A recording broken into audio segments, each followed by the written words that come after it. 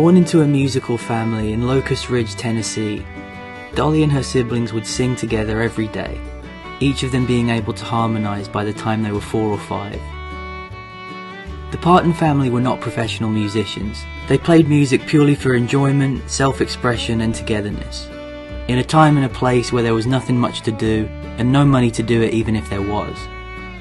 When Dolly was 7, she was playing guitar to a serious level and even writing her own songs, and by the age of 10, it was her unique singing voice that really stood out from the crowd. In 1956, her uncle, Bill Owens, asked her if she wanted to sing on the radio. They took a trip to Knoxville together, where a local radio host had an amateur hour, recorded in front of a live audience. In a bid to cut costs by avoiding professional musicians, none of the performers would have to be paid. It was Dolly's first time singing in front of a live audience that wasn't family or friends, but she handled it like a true professional. On top of having natural talent, she had stage presence as well, and the ability to convey that she was actually having a good time up on stage. She wasn't nervous or afraid to be where she was exactly where she was meant to be. It was after that performance that she decided what she was going to be for the rest of her life. She was going to be a stuntman. No, don't worry, I'm only joking, she was going to become a musician. Dolly was a star from the age of 10, performing on local radio stations and television shows on a regular basis. And over the next 8 years, she became a regional celebrity, especially in her home state of Tennessee. She graduated from high school on her 18th birthday, and the very next morning she left her hometown and headed for Nashville, just like she always said she would.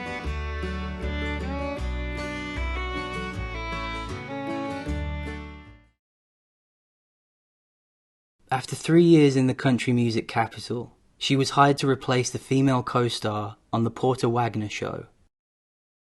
Dolly and Porter became a much-loved duo, illuminating TV screens across the US, and their popularity extended beyond TV.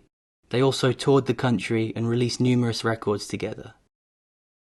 For every album Dolly recorded with Wagoner, she would also release one of her own.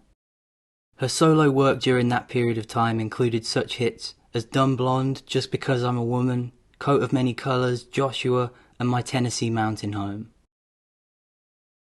By the end of 1973, Dolly had recorded 12 albums as a solo artist and 10 with Porter Wagoner. With each year that passed, the more familiar and the more popular she became with the American public. From the very beginning, Dolly had been upfront and honest with Porter about how she only intended to stay with the show for 5 years. She wanted to take her solo career as far as she could. She made clear to the producers and to Porter that she would have to strike when the iron became hot enough. Yet 5 years later, when that time came, Wagoner had other ideas, and began to view her need to move on as a betrayal. As well as being the name and the face of the show, he was also Dolly's manager, which made going her own way a complicated process to say the least. In 1974, Dolly released an album with RCA Records called Jolene, featuring a hit single by the same name that reached #1 on the country singles chart, making her an undeniable star nationwide. The album also included a heartfelt love song that would become one of the most popular ballads of the 20th century, called I Will Always Love You. A ballad written out of sheer exasperation with Porter Wagoner due to his refusal to listen. After she felt like none of her actual words could be heard, she decided to translate her feelings into music.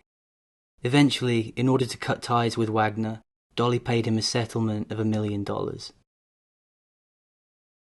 After the success of Jolene, Dolly was in high demand.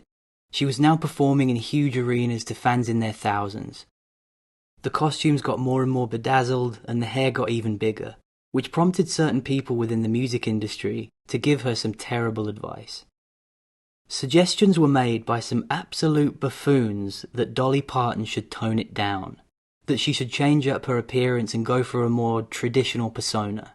But I don't want you to be sitting at home worrying, okay? Those individuals were politely informed that Miss Parton would be doing her own thing on a permanent basis, and that their opinions, although respected, were not welcome.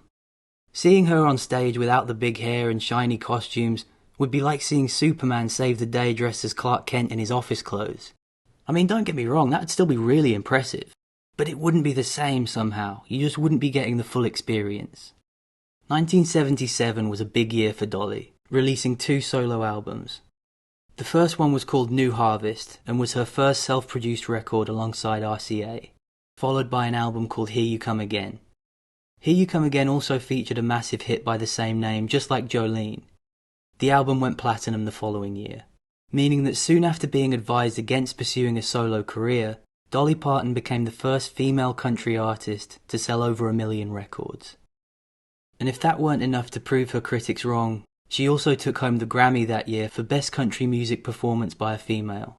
And when I say she took home the Grammy, I mean she won the award. I don't just mean she snuck it into her purse when no one was looking, okay? I just wanted to clear that up.